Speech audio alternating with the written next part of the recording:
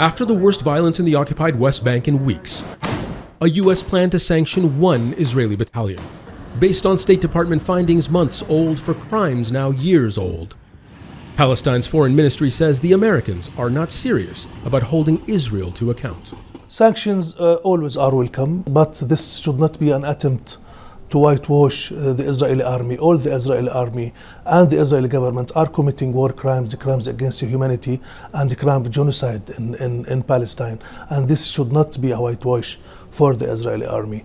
We believe that if the Americans are serious, they should stop the complicity in the genocide in Gaza.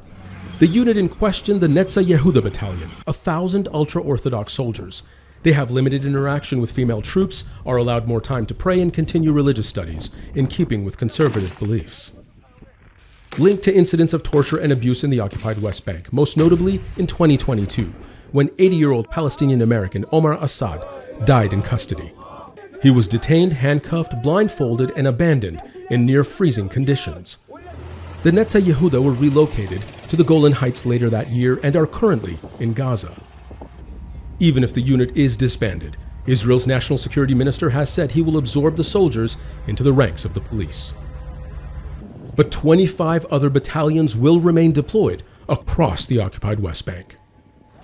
This week, Israeli forces subjected Palestinians in the Tulkarem refugee camp to levels of destruction not seen since the Second Intifada 20 years ago.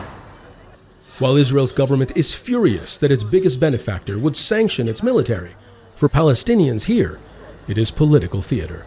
The Americans are lying. I say to Biden and the Americans, enough with this satire. You talk about democracy and human rights, while human rights are violated using US money and weapons.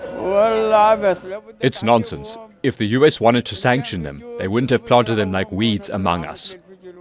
US President Joe Biden's commitment to one side of this conflict remains clear.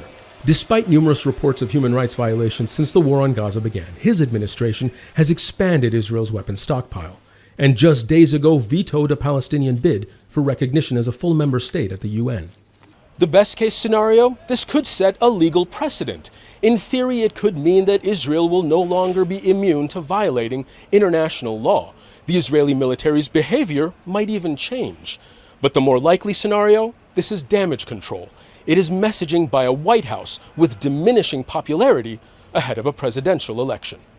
Zein, Basravi, Al Jazeera, Ramallah, the occupied West Bank, Palestine. Make sure to subscribe to our channel to get the latest news from Al Jazeera.